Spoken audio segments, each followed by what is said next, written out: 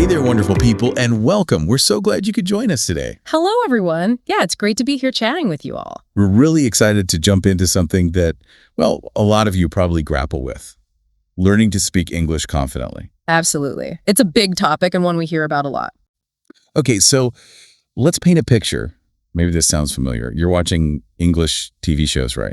Or maybe listening to music, understanding the lyrics. Or following a conversation someone's having with you in English. Exactly. You're nodding along. You totally get it. But then it's your turn to speak. And suddenly, does it feel like your brain just, I don't know, buffers? Yeah, like it's stuck in slow motion maybe. Yeah. There's this kind of gap between understanding and actually saying the words. Right. That exact feeling. Has that ever happened to you? Just take a second, think about it. It's super common, honestly. So if that sounds like you, believe me, you are not alone. It's almost like your head is full of English words and phrases. Yeah, you've absorbed so much. But getting them out smoothly, Right. that feels like the real challenge. It's not about not knowing. It's about using it actively. Precisely. And it can be really frustrating, can it? You feel like you should be able to speak because you understand so much. Yeah. Like hitting a mental roadblock or something. But listen, don't worry. That's exactly what we're going to dig into today. We want to look at why this happens. And more importantly, share some really practical, step-by-step things you can actually do to start feeling more confident when you speak. That's the goal. Actionable stuff you can use right away, things to help bridge that gap. We want speaking to feel less scary, more natural. So if this is you, stick around. We think we've got some helpful advice coming your way. Definitely. All right, let's get right to it then. Why? Why can so many learners understand English pretty well, follow conversations, movies, whatever, but speaking feels like, well, sometimes like pulling teeth. What's going on there? That's the million-dollar question, isn't it? And Yeah. there isn't just one single answer. It's usually a mix of things. But one of the biggest factors is probably this imbalance between passive and active practice. Passive versus active. Hmm. Okay, what do you mean by that exactly? Well, think about how you usually interact with English. A lot of time is probably spent listening, right? Yeah, watching things, listening to podcasts. Exactly. Yeah. Or maybe you're in conversations, but mostly focused on just understanding what the other person is saying. These are mostly passive activities. You're taking information in. Right, like being a sponge, Yeah. soaking it all up. Vocabulary, grammar, how things sound. All super important stuff. But speaking is different. It's an active skill. Ah, okay. Not just receiving, but producing. Precisely. You have to actually generate your own thoughts in English, find the right words, put them together in a sentence that makes sense grammatically. And then actually say it out loud Yeah. in real time. Yeah, it's quite a complex mental juggling act when you really break it down. It's kind of like reading a cookbook versus actually baking the cake. Oh, I like that analogy. Reading the instructions versus actually mixing the ingredients and Yeah. getting your hands dirty. Exactly. One is understanding, the other is doing. So naturally, if you spend most of your time reading the recipe, The actual baking part might feel a bit difficult, maybe even overwhelming when you first try it. that's it. Your speaking muscles just haven't had enough of a workout yet. They need that active practice. Okay, that makes a lot of sense. Imbalance between listening and speaking practice. What else contributes? Another huge one. It's the fear of making mistakes. Oh, yeah, big one. Let's be honest, listeners. How many times have you wanted to say something, but you stopped yourself? Because you thought, oh no, what if I use the wrong word? Or what if my grammar is wrong? Or my pronunciation sounds silly? All the time. It's like this little voice in your head just criticizes everything before it even comes out. It can be paralyzing. It really can. And that fear, that worry about judgment or sounding awkward, it literally prevents people from even trying to speak sometimes. They just clam up. Exactly. But here's the thing, and this is really crucial. Everyone makes mistakes when learning a language. Everyone. Even native speakers make slips sometimes. Absolutely. It's just a completely normal, unavoidable part of the learning process. Think about learning to ride a bike. Did you just hop on and ride perfectly? No way.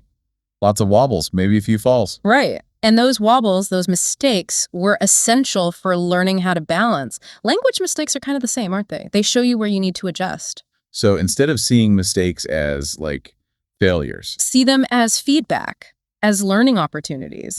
Honestly, making mistakes and getting corrected, or even just noticing them yourself, is often one of the fastest ways to actually learn and improve. okay, that's a much healthier way to look at it. It takes the pressure off being perfect immediately. Totally. The goal isn't perfection, especially at first. It's communication.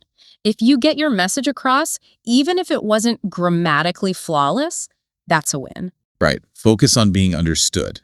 Connection over perfection. Got it. Okay. What's another reason understanding might be easier than speaking? Well, another very common habit is overthinking and trying to translate everything in your head. Ah, the translation trap. Yes. Thinking it in your native language first. And then mentally translating it word by word into English before you say anything. Oh, I know that feeling. It feels so slow and clunky. It is slow, and it's really mentally taxing. Imagine translating a whole book sentence by sentence. It's kind of like that, but in a fast-moving conversation. Yeah, and by the time you figured out your perfectly translated sentence.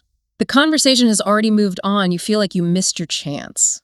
Have you ever felt that? Like the conversation train just left without you. Definitely. It's like you're always one step behind. So how do we escape that translation habit? What's the alternative? The key, really, is to start trying to think directly in English. Think in English. That sounds hard. It can feel that way at first, absolutely. It takes practice. But the more you can start forming your thoughts, even really simple ones, directly in English. The less you need that slow translation step. Exactly. It builds a more direct pathway between your idea and the English words. It makes speaking feel much more spontaneous and natural over time. Okay, so it's about creating that direct link, avoiding the native language detour. Precisely. And like any skill, it takes time and conscious effort. So don't get discouraged if it feels awkward initially. It's like exercising a muscle you haven't used much. Right. Makes sense. Is there one more big reason we should touch on? Yeah, one more that often holds people back. It's this chase for perfection. Trying too hard to sound like a native speaker right away. Ah, yes. The perfect speaker. Ideal. That could be intimidating. Totally. Some learners get really discouraged if their English doesn't sound, absolute flawless. They worry about their accent or making tiny grammar mistakes or not having a huge vocabulary. They set this super high bar for themselves. Exactly. And when they feel they're not meeting that bar, they just stop trying. They become hesitant to speak at all because they're afraid of not sounding good enough. It's like needing the perfect essay written before you'll even share an idea. Kind of, yeah. But we need to remember the main goal here. Why do we learn a language? To communicate, right. To be understood. Exactly. Effective communication. You don't need perfect grammar or a PhD level vocabulary to make yourself understood. If you get your point across clearly, that is success. Full stop. What do you think matters more, getting the meaning across or having zero grammar errors? Meaning, definitely. When you put it that way, it takes so much pressure off. It really should. Focus on clear communication, not some impossible ideal of perfection. Okay, great. So let's quickly recap those main reasons understanding might be easier than speaking.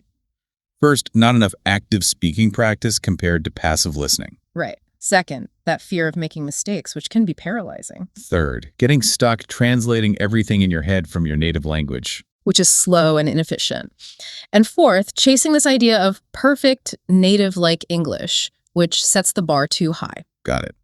But the good news is there are ways around these things, right? Absolutely. And that's where we're headed next. We're going to share some really effective, practical strategies you can start using to tackle these challenges and boost your speaking confidence. Fantastic. Let's hear them. This is what everyone's waiting for. How do we actually start getting those words out more easily? Where do we begin? Okay, first up, a really fantastic technique called shadowing. Have you heard of this one? I think I've heard the term, yeah. Sounds kind of mysterious. Can you explain what shadowing actually is? Sure. It's actually pretty simple but powerful.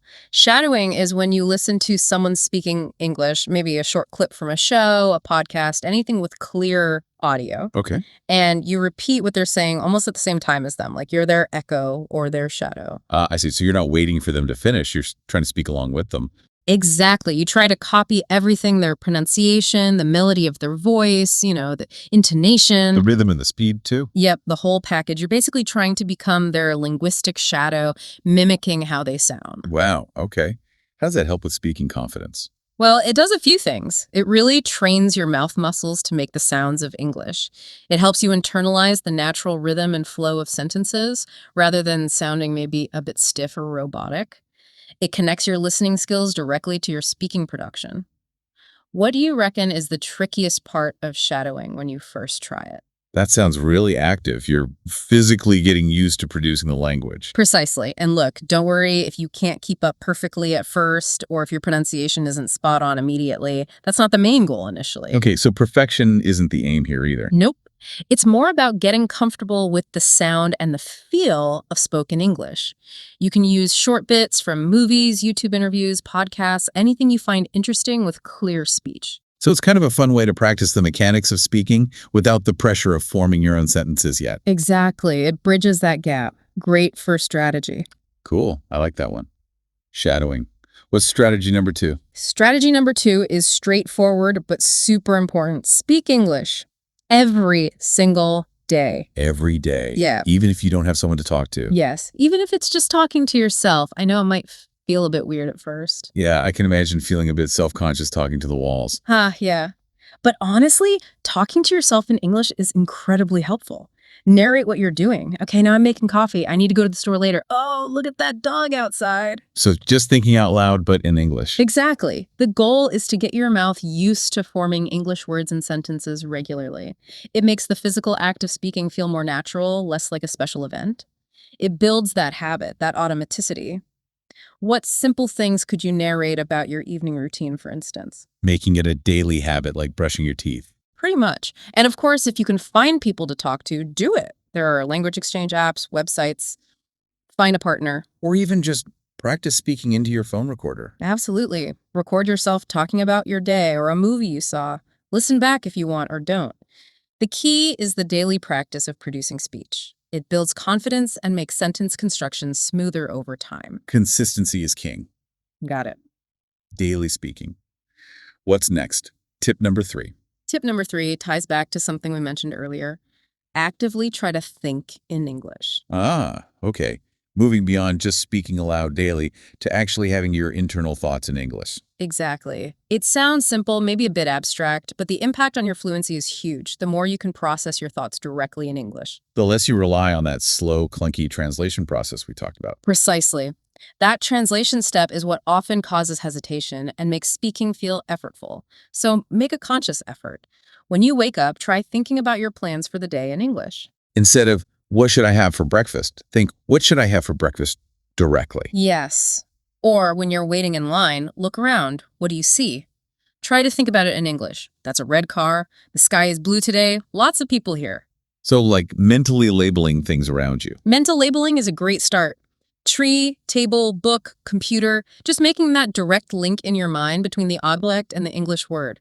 It strengthens that connection. This speeds up your ability to recall words when you actually need to speak. What objects are around you right now that you could label in English? That sounds like a way to immerse yourself mentally, even when you're alone or not actively talking. It really is. And remember, your thoughts don't need to be super complex sentences at first. Keep it simple. I'm hungry. This coffee is good. I like this song. Start small and build up. Exactly. Simple thoughts train your brain to operate in English mode. Okay, great tip. Think in English. What's our final strategy for today? Number 4. Our 4th tip is all about keeping it simple, especially when you're starting to build confidence. Focus on using simple, clear sentences. Resist the urge to try and sound super fancy right away. Exactly. It's natural to want to use complex grammar and big words, but honestly, when you're focused on just getting comfortable speaking, simple is often better. Why is that? Because mastering basic, clear sentences builds a really strong foundation. You get used to forming grammatically correct structures confidently. It's like learning basic chords on a guitar before trying complex solos. Okay, that makes sense. Build the foundation first. So don't worry about complex tenses or long, winding sentences initially. Stick with things like, I like coffee. I don't understand. This is my book. Where's the station? These are the building blocks. Can you think of maybe 2 or 3 other really basic, useful sentences for everyday situations? Right. Simple, direct, gets the message across. And when you feel comfortable and confident with those simple structures, then you can start adding more detail, more complexity. But don't rush it. Get the basics solid first. Okay, excellent. So let's quickly recap those 4 big strategies. Number 1 was shadowing. Repeating what you hear in real time. Number 2, speak English every single day, even just to yourself. Build that habit. Number 3, make a conscious effort to think directly in English, starting simple. Bypass the translation. And number 4, focus on using simple, clear sentences to build a strong foundation and confidence. You got it. And the big takeaway through all of this is it's about practice and progress, not perfection. The more you do it, the easier it gets. Absolutely. Now, to kind of show how this can work in practice, even with simple sentences, maybe we could try a quick little role play. Yeah, great idea. Let's do a super short, simple conversation just to demonstrate that you don't need complex language to communicate effectively. Okay, sounds good. Let's imagine. We're meeting for the first time at, say, a coffee shop. We'll keep it simple, relaxed. Ready? Yep. Ready? Hi, is this seat taken? Oh, hi. No, it's free. Please sit down. Thanks. Nice coffee shop, isn't it? Yeah, it is. I come here sometimes. Do you live nearby? Not too far. I just moved here last month, actually. Oh, welcome. How are you finding it so far? It's nice. Still exploring. Lots to see. Cool. Well, it's nice meeting you. I should probably get going. Okay, nice meeting you too. Enjoy your coffee. Thanks, you too. Bye. Bye. Okay, see? Very simple, right? Basic greetings, simple questions, short answers. Totally. We weren't worried about using fancy words or complicated grammar, just understanding each other, being friendly. Exactly. And that's what we really want to encourage you, the listeners, to do. Try it yourself. Yeah. Find a study buddy, or like we said, even just talk to yourself. Practice simple conversations. How are you? What did you do today? Where are you going? Basic stuff. It doesn't have to be a deep philosophical debate. Just get used to the back and forth. The more you practice these small exchanges, the less intimidating speaking feels overall. Absolutely. Remember, mistakes are fine.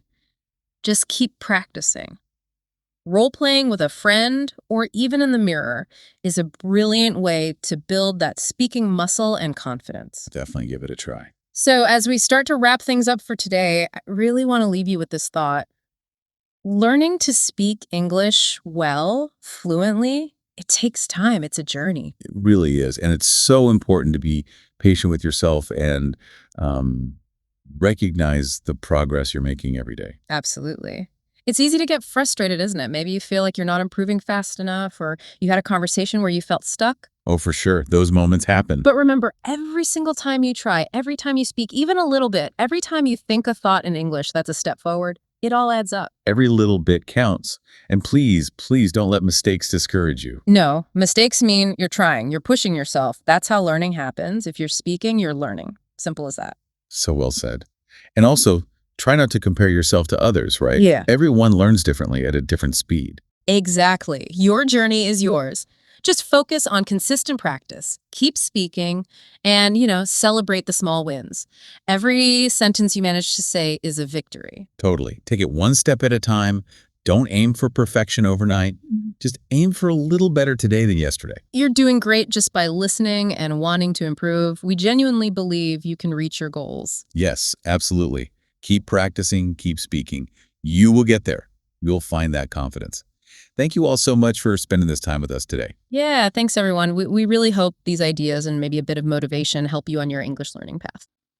All right, everyone. That brings us to the end of our conversation for now. We really hope you picked up some useful strategies and feel a bit more motivated to speak English confidently. Yeah, remember the main things. Practice consistently, be patient with yourself, and don't be afraid to make those mistakes. They're learning opportunities. Try to weave those techniques into your routine, right? A little shadowing here, some self-talk there. Thinking in English when you can, using those simple sentences to build a solid base. The more you do it, bit by bit, the more natural it will feel. It really does get easier over time. Definitely. And hey, if you enjoyed this chat and found it helpful, please consider subscribing. We've got lots more planned to help you on your language journey. Yeah, more tips, more discussions. Yeah. And if you know someone else learning English who might benefit from this conversation, feel free to share it with them. Let's build a supportive community. Thank you again, truly, for your time and attention today. Keep up the great work. Bye for now.